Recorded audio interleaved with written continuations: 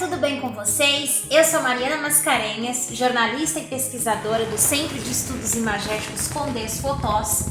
E para a edição do Imagens e Foco de hoje, nós não poderíamos deixar de falar de um tema que nos inspirou para a montagem deste canal, as imagens. Mas afinal, o que são imagens? Eu sou imagem? Você que me assiste aí, é uma imagem?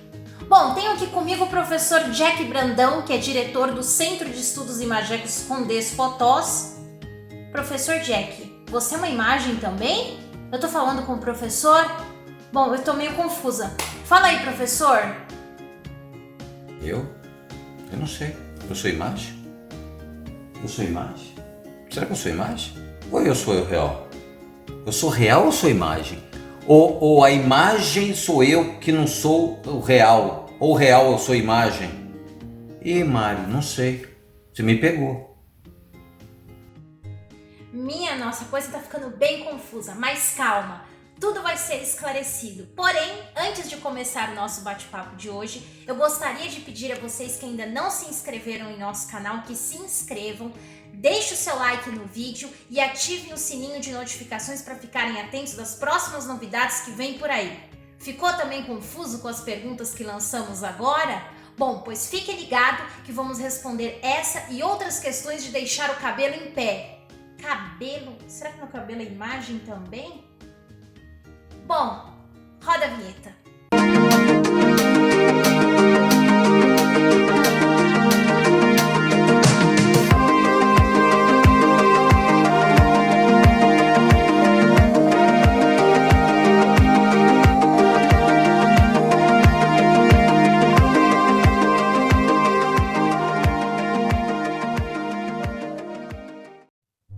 Você já parou para pensar que o nosso contato com o mundo se dá por meio de imagens? Bom, sendo assim, nós não temos contato com o mundo real? Primeiro, vamos partir do ponto básico. O que são imagens? Temos aqui um expert no assunto que estuda há anos o impacto das imagens na sociedade. Professor Jack, o que você tem a dizer? O que são, afinal, as imagens?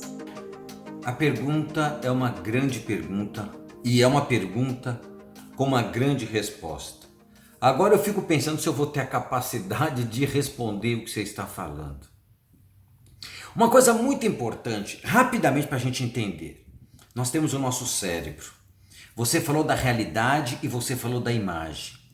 Quando nós estamos no meio do mundo, nós estamos no meio da natureza, os nossos olhos olham a realidade que nós temos à nossa volta.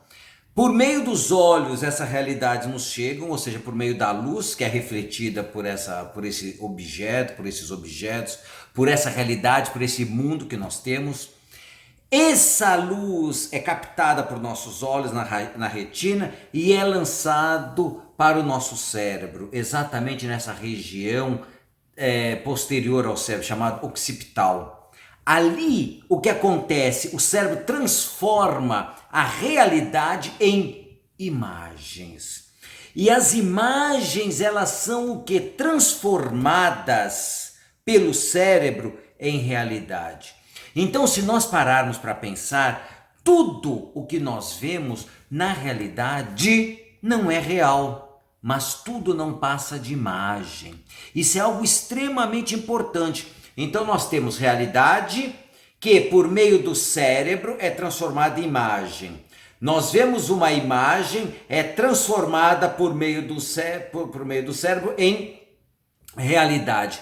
Então, concomitantemente, ao mesmo tempo, numa fração muito rápida, por exemplo, em mais ou menos 1/10 de segundo, nosso cérebro, nossos olhos captam essa imagem, essa realidade e as transformam em imagem. É algo extremamente rápido. Então é importante nós pensarmos isso. Então, quando nós falamos em imagem, na realidade, a imagem somos nós. Nós somos imagem, nós nos transformamos em imagem, nós transformamos o mundo em imagem. Tudo é transformado em imagem. Outra coisa muito importante que nós já havíamos até falado no outro vídeo, todo o nosso pensamento é imagem, nossas palavras são pensamento, nossos sonhos, nossos anseios, tudo são transformados em imagem, para que nós possamos captar tudo que está aí ok? Eu não sei se ficou muito claro ou se ficou mais complicado do que era. Bom, professor, eu confesso que quanto mais a gente estuda, mais a gente questiona. E falando de imagens, haja informação para o nosso cérebro processar, não? Afinal, ele funciona como uma máquina. E assim como o computador, a nossa mente tem a capacidade limitada. Mas se é assim, por que é que nós não bugamos? Bugamos, bugamos, bugamos. Calma. A ciência explica. Aliás, há anos os pesquisadores estudam a capacidade e como se dá o processo cerebral de armazenamento das informações, que são nada menos que imagens. Inclusive, um dado bem interessante que eu trago aqui para vocês é uma área do cérebro que chama V4.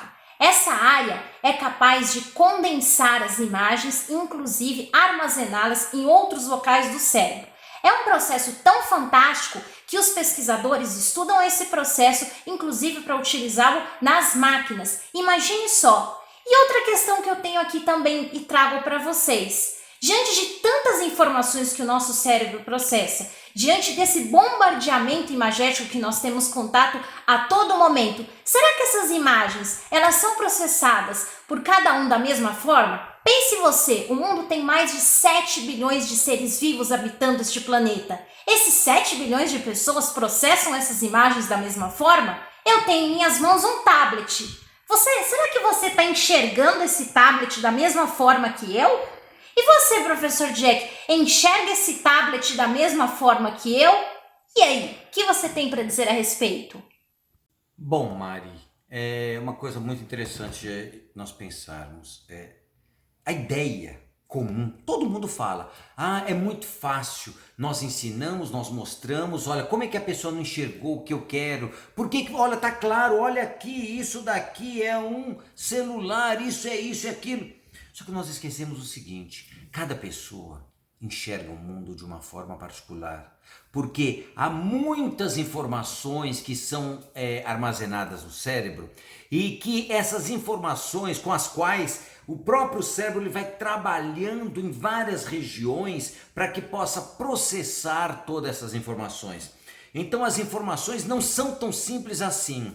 Outra coisa que é muito importante lembrar que as pessoas normalmente esquecem. 1/3 do nosso cérebro, praticamente 1/3, ele é todo voltado à imagem, à visualização, ao sentido da visão. Outra coisa que é importante a gente lembrar, dependendo da posição em que nós estivermos, o que vai acontecer? Nós enxergamos o objeto de uma forma. É uma coisa muito interessante nós lembrarmos que, por exemplo, Aristóteles falava o seguinte, nem sempre a junção das partes representa o todo. O que isso quer dizer? Se eu junto várias partes, eu tenho uma totalidade maior do que o todo. Vamos pensar num objeto qualquer. Se eu tiver uma pessoa ou várias pessoas olhando ao redor desse objeto, o objeto vai ser visto, vai ser visualizado, vai ser enxergado da mesma forma? Não. Cada um vai ter a sua própria perspectiva. Então é algo muito importante nós pensarmos isso. Nem sempre o mesmo objeto é visto da mesma forma pelo outro. Então isso nos leva a acreditar muitas vezes que vários fatores vão fazer com que essa pessoa enxergue um objeto de uma forma diferente. É por isso que muitas vezes nós teimamos em brigar com determinadas pessoas. Poxa, você não está enxergando o que eu estou enxergando? Você não está enxergando? O que você está vendo aqui? Eu estou vendo uma mulher. Eu estou vendo uma velha.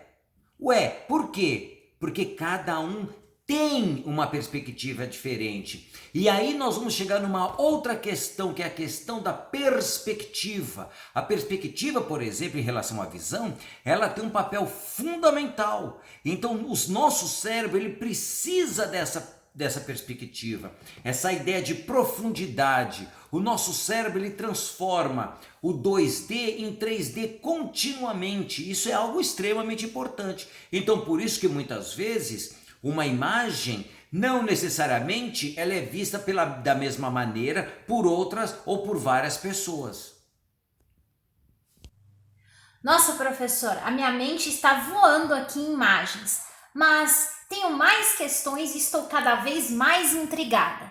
Se cada um apreende as imagens de uma maneira diferente, se as percepções nunca são iguais, se o que formamos em nossa mente são imagens baseadas naquela relação que tivemos com o mundo lá fora, mas que não necessariamente é a realidade, o que você tem a dizer sobre as imagens mentais? Elas são completamente dissonantes do mundo real? Tudo é imagem mental? E aí? Estou um pouco intrigada com isso. Nós temos de lembrar, como eu havia dito, toda a imagem ela é processada no cérebro. Então, os olhos, por exemplo, os olhos não veem.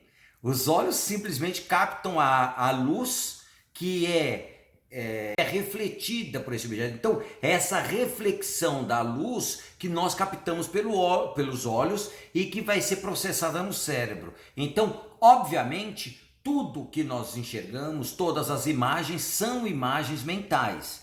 Isso é um ponto muito importante que nós temos de lembrar. Outra coisa que eu havia dito sobre a questão da perspectiva. O que acontece em relação à perspectiva? O cérebro, ele vai usando de experiências passadas para ele montar determinadas perspectivas. Isso é algo muito importante também. Então, por exemplo, se nós estamos vendo uma determinada paisagem, um determinado objeto ou uma determinada imagem, num determinado ângulo, o que o nosso cérebro vai fazer? Ele vai buscar o ângulo, tentar adequar a melhor posição para que nós possamos enxergar essa imagem. Então, por isso que dependendo do ângulo que nós enxergamos um objeto, nem sempre esse objeto ele vai ser, por exemplo, visto pela mesma pessoa. Um exemplo que eu quero mostrar, que eu queria falar para vocês, por exemplo, é em relação à chamada ilusão anamorfa, por exemplo. Vocês algumas vezes já devem ter visto algumas imagens que, dependendo do ângulo em que ela estiver, ela não é possível ver. Agora, quando você enxerga de um outro ângulo, você pode enxergar uma outra realidade. Vejam essas imagens que eu vou passar aqui. Olhem bem, vocês estão vendo agora? Sim, exatamente. Não parece absolutamente nada, parece algo completamente disforme. Agora, olhe por esse ângulo. O que vocês estão vendo? Não mudou? É exatamente isso. O nosso cérebro, ele busca, ele se reajusta, ele vai constantemente buscando o quê? Experiências passadas, ou seja, imagens passadas, para que ele possa se adequar e se regular. É uma autorregulação. Olha como o cérebro é maravilhoso. E quanto aos sonhos? Não são imagens mentais, mas são diferentes da realidade? Estamos tendo contato com outro universo de imagens? E aí? É legal isso que você está falando, mas vamos prestar atenção. Mente, realidade, nós temos os chamados domínios imagéticos. Ou seja, nós temos o domínio do real e o domínio daquilo que não é tão real. Vamos pensar uma coisa, os gregos...